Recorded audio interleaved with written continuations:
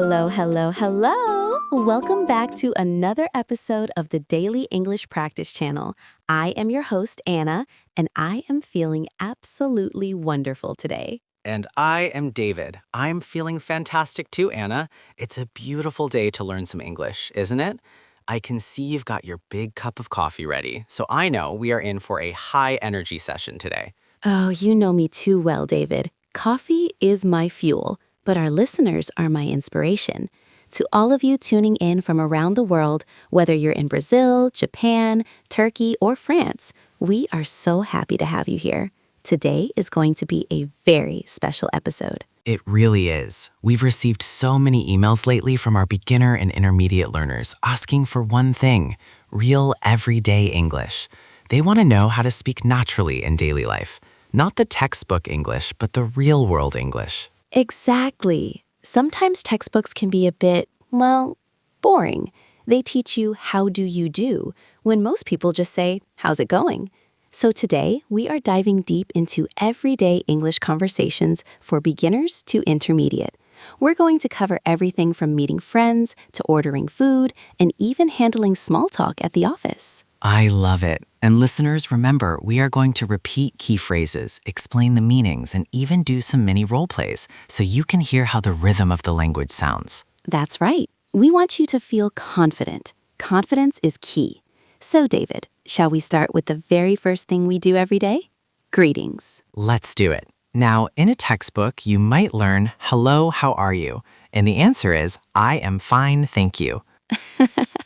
Oh, David, nobody actually says that in real life unless they're talking to a robot. It's true. If I ask Anna, how are you? And she says, I am fine, thank you, I might think she's mad at me. It sounds so formal.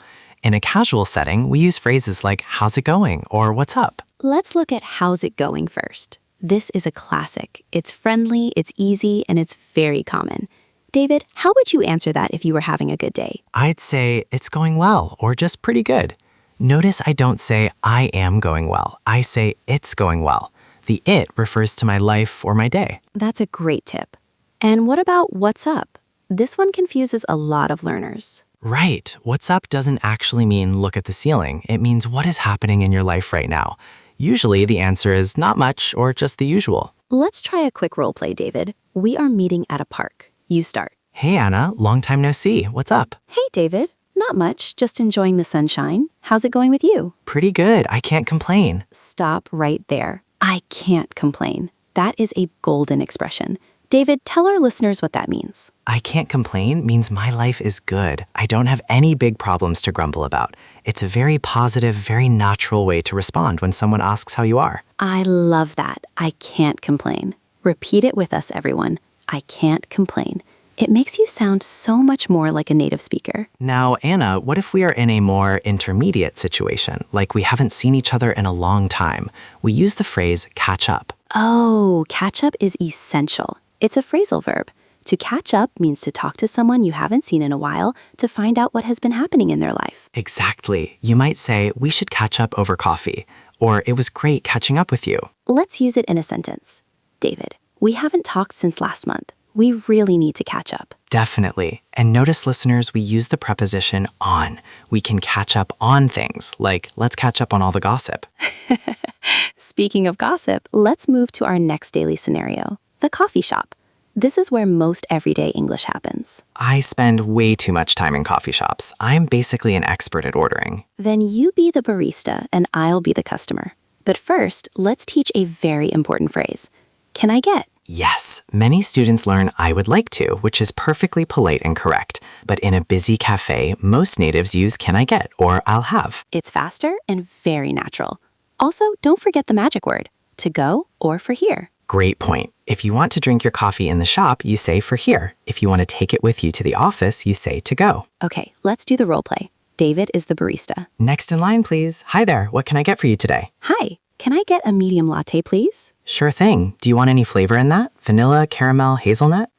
I'll go with vanilla today. And make it oat milk, please. You got it. Is that for here or to go? To go, please. That'll be $5. You can tap your card right there. Perfect. Thanks a lot. You're welcome. We'll have that right out for you. Okay, let's break that down. I said, I'll go with. This is a great way to show you are making a choice.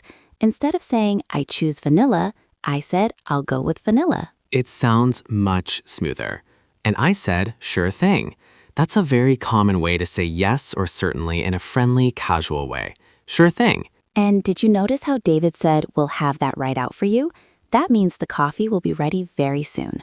Right out means almost immediately. We are on a roll, Anna. We've greeted each other, we've had coffee. What's next? Well, after coffee, we usually head to work or meet a friend. Let's talk about small talk. Small talk are those short conversations about unimportant things like the weather or your weekend. Many learners find small talk the hardest because it feels aimless, but it's actually the social glue that holds relationships together. Social glue, I love that expression. Small talk helps you bond with people. A very common small talk topic is the weekend. Right. On a Monday morning, the first thing everyone asks is, how was your weekend? Or did you do anything fun over the weekend? And the answer is usually pretty simple. You don't need to give a 20-minute speech. You can say, it was pretty low-key, or I just relaxed. Wait, let's explain low-key. That is a very trendy, natural word. If a weekend is low-key, it means it was quiet, calm, and not busy. No big parties, no mountain climbing, just staying home and maybe watching a movie. I had a very low-key weekend. I just read a book and did some gardening. It was lovely. That sounds perfect. Now, what if you were very busy? You could say it was jam-packed. Jam-packed, like a jar full of jam. It means there was no more space in your schedule. You were busy from morning until night. Let's practice. Anna, did you get up to anything interesting this weekend? Oh, get up to anything. That's another great one. It just means, did you do anything? Exactly. So Anna, did you get up to anything fun? Not really. It was pretty low-key. I just caught up on some sleep and did some chores. How about you? My weekend was jam-packed. I went hiking, visited my parents, and went grocery shopping. I'm exhausted. Oh, poor David. You need another coffee. Always. Now let's move on to something that happens often, making plans. Yes, this involves checking availability. We use phrases like, are you free? Or do you have some time? And a very common one for friends is, are you up for? This means, do you want to do activity? For example, are you up for a movie tonight? Or are you up for grabbing some dinner? Let's try it. I want to invite Anna to lunch. I'm ready. Hey, Anna, I'm getting a bit hungry. Are you up for grabbing a bite to eat? I'd love to, but I have a meeting at 2 p.m. Will it take long? Probably not. We can just go to the deli around the corner. It's quick and easy. Sounds good. What time should we head out? How about 12:30? Does that work for you? 12:30 works for me. See you then. Perfect. Okay, let's look at those phrases. Anna asked, will it take long? This is a great way to ask about the duration of something. And David said, does that work for you? This is the best way to ask if a time or a plan is convenient for the other person. You don't have to say, is 12:30 a convenient time for your schedule? That's too much. Just say, does that work for you? And the answer is simply, that works for me. Or if it's a bad time, you can say, that doesn't really work for me. Can we do one instead? So simple yet so effective. Now, David, let's talk about a situation that can be a bit scary for English learners, asking for help or directions. Oh, definitely. It can be intimidating to stop a stranger on the street. But if you have to write phrases, it's a breeze. It's a breeze. That means it's very easy. First rule of thumb, start with excuse me, always. It's the polite way to get someone's attention. And then, instead of just saying, where is the station, you can make it softer by saying, do you happen to know where is? Or could you tell me how to get to? Do you happen to know is such a polite, native-sounding way to start a question. It shows you aren't demanding information, but just wondering if they have it. Let's roleplay.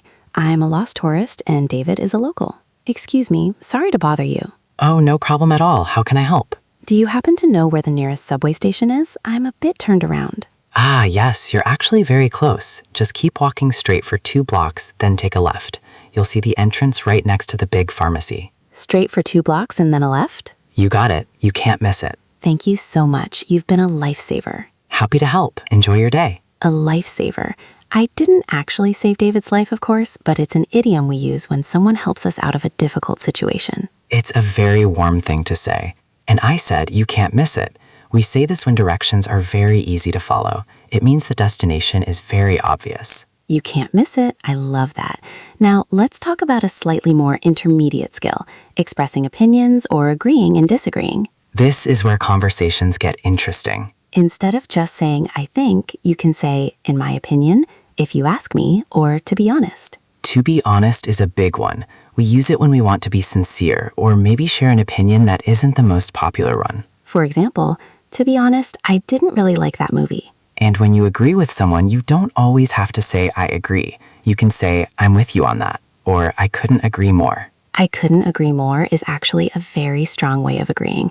It means I agree with you 100%. Let's try a little debate. What should we talk about?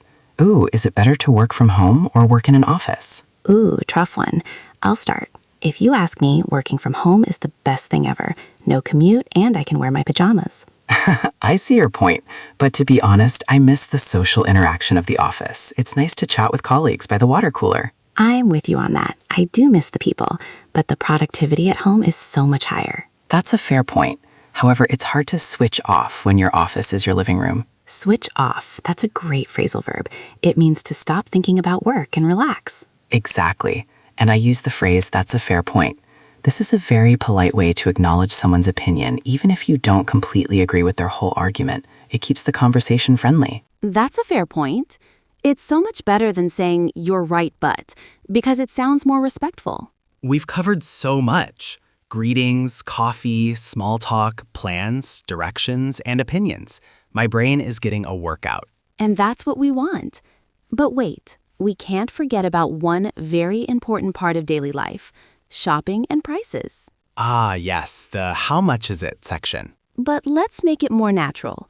When we talk about prices, we often use the word pricey for expensive, or steal for a very cheap price. And a very common question when you are in a shop is, do you have this in a different size, or is this on sale? Let's do a quick shop scene. I'm looking for a jacket. Hello, let me know if you need any help finding anything. Thanks. I actually love this jacket, but it's a bit pricey. Is it on sale by any chance? Let me check the tag. Yes, it's actually 30% off starting today. Oh, wow, that makes it a steal. Do you happen to have it in a medium? This one is a small. I'll check the back for you. One moment. Here you go, one medium. Perfect, I'll take it. Great choice. Will there be anything else? That's it for today, thanks. In that scene, Anna said, I'll take it. This is the standard way to say you have decided to buy something. You don't say, I will buy this. You say, I'll take it. And I said, by any chance. Adding by any chance to a question makes it sound more polite and less direct. Is it on sale by any chance? It's those little extra words that make you sound more like a native speaker. Okay, David, I think it's time for our review section. This is where we recap the stars of the show, our key phrases. I love the review. It really helps the information stick in the memory. Phrase number 1, how's it going? A friendly, casual greeting.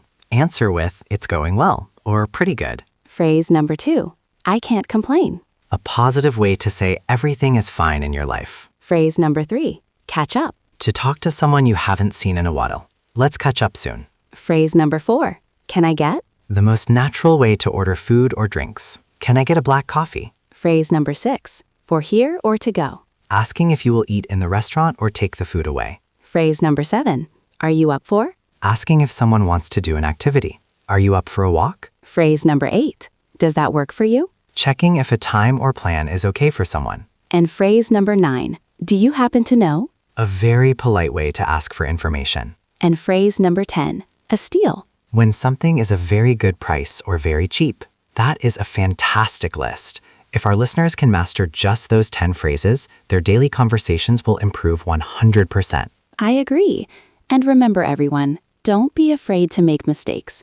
Mistakes are just proof that you are trying and learning. Even David and I make mistakes sometimes. Oh, I make them all the time. Just ask my wife. But that's the beauty of language. It's about connection, not perfection. Well said, Anna. Connection over perfection. That should be our motto. It really should. Well, we've come to the end of our episode today. I hope you all enjoyed this deep dive into everyday English. We certainly enjoyed recording it. You guys are doing an amazing job. Keep practicing, keep listening, and most importantly, keep speaking. Before we go, we have a little homework for you. Try to use one of our phrases today in your real life. Maybe ask a friend, what are you up for this weekend? Or tell someone you had a low-key day. And let us know how it goes. We love hearing your stories. You can find us on all our social media platforms. Thank you so much for joining us on the Daily English Practice channel. You are all wonderful. Until next time, I'm David. And I'm Anna. Keep learning. And keep smiling. Goodbye, everyone. Bye-bye. Wait, David, we almost forgot. Forgot what? We should tell them about the next episode. Oh, you're right. Next time we are going to talk about English for traveling. Everything you need to know for the airport, the hotel, and exploring a new city. I can't wait for that one. I love traveling. Me too. But for now, we really are finished. Okay. Truly goodbye this time. See ya.